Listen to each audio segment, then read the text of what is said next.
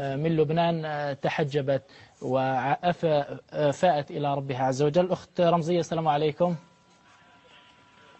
السلام عليكم ورحمة الله وبركاته. وعليكم السلام ورحمة الله وبركاته. الأخت رمزية، أنت لك تجربة في تحجبك، نريد أن نسمع منك. نعم. بداية بسم الله الرحمن الرحيم. أختكم رمزية لبنانية الجنسية مقيمة بالسعودية. الحمد لله.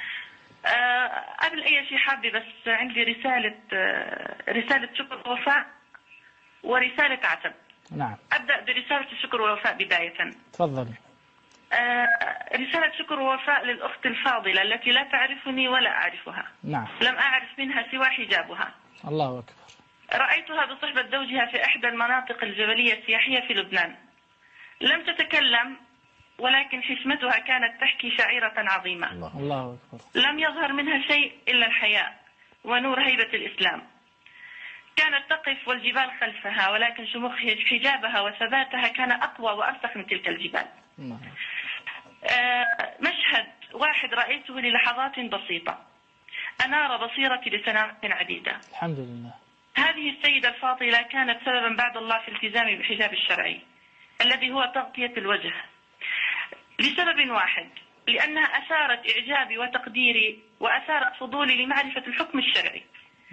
أبشركم إخواني أني لم أتعب كثيرا في البحث لأجد ما هو هذا الحكم الشرعي. بحثت فقط آية واحدة في كتاب الله، وهي في قوله تعالى: يا أيها النبي قل لأزواجك وبناتك ونساء المؤمنين. فبحثت كيفية حجاب زوجات وبنات النبي صلى الله عليه وسلم. جميل. لأدخل في زمرة نساء المؤمنين. الله. فوجدت أن عائشة رضي الله عنها قالت في حادثة الإفك المعروفة أن صفوان رضي الله عنه وجدني وقد كان عرفني قبل أن يفرض الحجاب. جميل. صحيح. هذه الآية فقط التي أنارت بصيرتي بفضل الله عز وجل، ولا يخفى عليكم الأدلة الكثيرة التي تثبت تغطية الوجه، أن الأصل هو تغطية الوجه. فجزاها الله عني كل خير.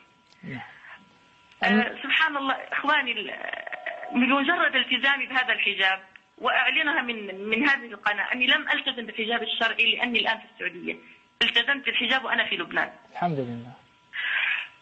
هذا الحجاب إخواني سبحان الله أشعرني ليس فقط بالطمأنينة والسكينة والراحة، لا، أشعرني بالعزة، أني أنتمي لهذا الدين العظيم، أنني إنسانة مسلمة محتشمة لا يرى مني إلا ما أراد الله أن يرى.